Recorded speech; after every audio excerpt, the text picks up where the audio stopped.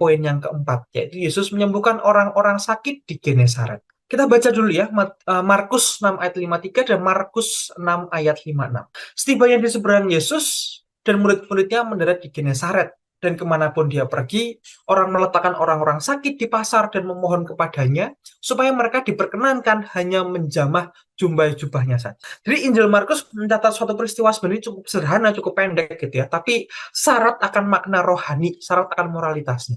Ketika Yesus dan murid-muridnya mendarat di Genesaret, berlabuh di situ. Tidak ada khotbah yang panjang, tidak ada pengajaran yang panjang, hanya ada satu hal yang menentukan bahwa Kristus dikenali, diakui, dan diterima.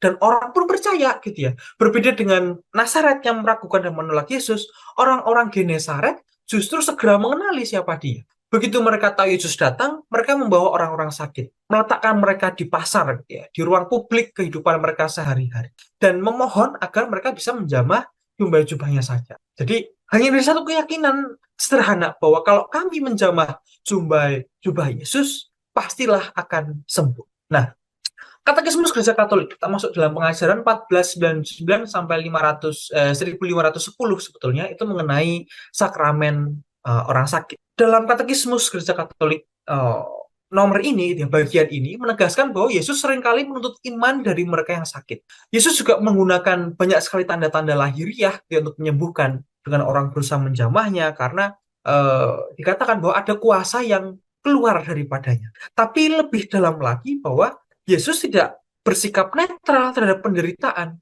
Justru Kristus menjadi cara mereka sebagai sengsaranya sendiri. Jadi dia tidak hanya menyembuhkan dari luar, tapi masuk ke dalam luka manusia. Dan disinilah kita perlu mendengar ajaran dari Santo Ambrosius dari Milan yang berkata, luka yang menembus tubuh Tuhan itu adalah kekuatan. Sebab dari luka-luka itu mengalirlah kehidupan semua orang. Jadi artinya sumber kesembuhan Kristus itu justru berasal dari kerelaannya untuk terluka. Dari tubuh yang diserahkan mengalir kehidupan. Dari salib mengalir penyembuhan. Katekismus 1505 sampai 1510 mengajarkan bahwa Kristus mengajak para murid-muridnya, mengajak kita semua untuk mengikuti dia dan memikul salib. Jadi dalam mengikuti Yesus, para murid menerima suatu pandangan baru tentang penyakit ataupun tentang penderitaan. Bahwa penyakit bukan lagi sekedar kutukan dan kegagalan, tapi tempat perjumpaan dengan rahmat Allah. Karena itu gereja zaman apostolik gitu ya, mengenal ritus khusus untuk orang sakit. Gereja tidak meninggalkan mereka yang menderita, sebab dalam diri orang sakit, gereja itu melihat Kristus yang menderita. Dan Santo Yohanes Chrysostomus mengatakan bahwa dia membawa kita lebih jauh sebetulnya. Dan sangat konkret. Karena dia berkata, sekarang bukan hanya ujung jubahnya saja, atau lebih tepatnya jika kita mau, kita memiliki dia seluruhnya. Tubuhnya lah yang sekarang dibentangkan di hadapan kita. Jadi, Yohanes Chrysostomus ini sedang berbicara tentang Ekaristi, tentang Injil. Seandainya orang-orang Genesaret disembuhkan hanya dengan menjamah jubah-jubah Yesus, maka betapa lebih besar lagi untuk rahmat kita menerima Kristus seutuhnya dalam sakramen Maha Kudus. Dan Santo Yohanes Chrysostomus memberikan peringatan yang penting untuk bagi kita mendekat dengan iman dan hati yang murni. Seolah-olah kita mendekatkan diri kita pada Kristus sendiri. Kita masuk pada pengajaran lagi, Katekismus Gereja Katolik 1632, ada buah-buah rahmat khusus dari sakramen urapan orang sakit. Yang pertama, persatuan orang sakit dengan sengsara Kristus demi keselamatan sendiri dan gereja. Jadi penderitaan ini diberi makna yang baru. Dalam iman, penderitaan yang bersatukan dengan Kristus akhirnya menjadi bagian dari karya penebusan. Orang sakit tidak lagi sebagai objek belas kasihan, tapi anggota yang aktif tubuh Kristus itu ikut ambil bagian dalam keselamatan gereja. Di dalam kehidupan sehari-hari berarti rasa sakit, ketidakberdayaan, kemudian rasa itu diangkat gitu ya, diangkat dan juga dipakai oleh Tuhan. Penghiburan damai dan perdamaian dan juga keberanian untuk menderita secara Kristiani, sengsara yang ditimbulkan oleh penyakit atau oleh usia lanjut. Dan yang ketiga adalah pengampunan dosa apabila tidak dapat mengaku dosa. Jadi gereja memahami bahwa tidak semua orang sakit tentu mampu mengaku dosa.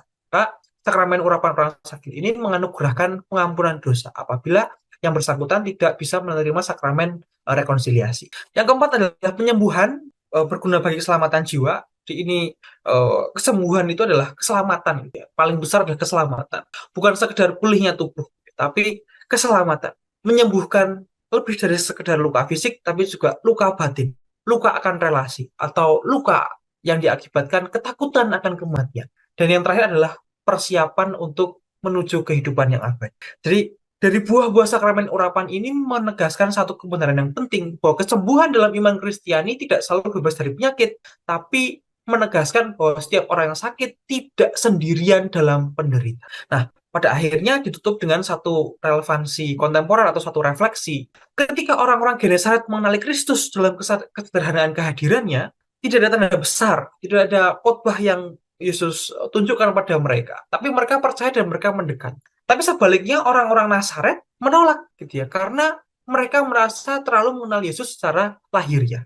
Nah, pertanyaannya bagi kita adalah apakah kita masih mengenal Kristus, masih menerima Kristus ketika dia datang dengan cara yang paling sederhana? Dalam ekarisi yang rutin, dalam orang-orang sakit yang lemah, dalam wajah-wajah orang yang tidak mampu, gitu ya, dalam sakramen yang hening, tidak spektakuler, tapi kita masih mau setia untuk menerimanya, atau justru kita menuntut tanda yang besar bagi kehadiran Kristus. Jadi Injil ini gitu ya, mengambil orang-orang Genesaret yang mengajarkan bahwa iman yang sederhana, berani mendekat dan menjamah Kristus, justru membuka pintu rahmat keselamatan bagi kita, baik tubuh, hati, maupun jiwa. Maka ada dua hal yang bisa kita pelajari, bahwa keselamatan dan kesembuhan tidak menuntut iman yang spektakuler, tapi iman yang cukup untuk mengenali dan menerima Yesus. Gereja dipanggil untuk menjadi Genesaret masa kini, tempat orang bisa menyentuh Kristus dan menjadi penyembuh bagi umat yang terasing dan menderita. Nah, ini adalah review ya. Di bacaan yang pertama, Yohanes Pembaptis dibunuh. Ada beberapa yang bisa kita pelajari dari dua tokoh, yaitu Yohanes Pembaptis. Kita bisa belajar tetap menyampaikan kebenaran apapun konsekuensinya. Menerima mahkota kemuliaan karena kemartirannya. Mengalihkan hukum Taurat kepada Injil Yesus Kristus. Walaupun kepalanya dipenggal, namun seruan dan kebenarannya masih menggema sampai sekarang. Kita bisa belajar juga dari Herodes Antipas. Dia menyukai kebenaran tapi tidak mau bertobat. Dia tertawan oleh nafsunya dan terjerat setan oleh sumpahnya. Dia tidak takut akan Allah, tapi lebih takut akan para tamu. Dia membiarkan dosa yang lebih kecil menghasilkan dosa yang lebih besar. Dosanya masih menuduhnya melalui hati nurani. Kemudian kesimpulan dari Yesus memberi makan 5.000 orang, tindakan menyingkir yang dilakukan Yesus menunjukkan kebijaksanaan ilahi yang dimilikinya.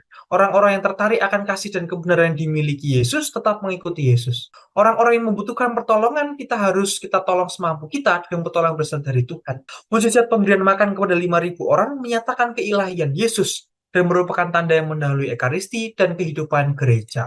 Kemudian Yesus berjalan di atas air, badai bukanlah tanda kesalahan, tapi bagian dari pengajaran Yesus. Bisa selalu taat kepada Yesus, tapi berada di laut yang ganas. Sebab iman sejati tidak menjamin hidup tanpa pencobaan. Kehadiran Yesus menyelamatkan para rasul adalah Kehadiran Yesus menyelamatkan para rasul adalah gambaran gereja mengenai akhir zaman. Dan Yesus berjalan di atas air melambangkan kuasa atas seluruh kekuatan dunia. Kristus tidak menuntut iman yang sempurna, tapi keinginan untuk selalu datang kepadanya. Ketika hati manusia terombang-ambing oleh keinginan, berserulah kepada Kristus. Yesus menyembuhkan orang-orang sakit di Genesaret. Keselamatan dan kesembuhan tidak menuntut iman yang spektakuler, tapi iman yang cukup mengenali dan menerima Yesus. Gereja dipanggil untuk menjadi Genesaret masa kini, yaitu tempat Yesus atau Kristus bisa disentuh oleh para umat dan menjadi penyembuh bagi umat yang terasing dan juga teralienasi dan juga menderita. Sekian dari saya. Seandainya ada tambahan ataupun kesaksian atau ada pertanyaan, saya kembalikan kepada moderator. Oke, terima kasih untuk para pemateri yang luar biasa pada malam hari ini. Untuk selanjutnya, ya, Bapak Ibu dan teman-teman semua bisa melihat rekaman Jeshop dari episode-episode sebelumnya itu di YouTube kami, di YouTube House of Praise Bandung, dan bisa follow juga di Instagram, TikTok, dan juga Facebook di House of Praise. Pengumuman untuk persekutuan doa offline itu akan diadakan di hari Selasa tanggal 27 Januari di jam 9. Dan untuk Jeshop episode berikutnya akan diadakan di hari Kamis 12 Februari dengan tema mengikuti Yesus bukan sekedar cari kenyang. Dan terakhir kita akan tutup dengan doa. Marilah kita bersatu dalam doa dan nama Bapa, Putra, dan Roh Kudus. Amin. Santo Mikael, malaikat agung, belalah kami pada hari pertempuran. Jadilah pelindung kami melawan kejahatan dan jebakan sejahat.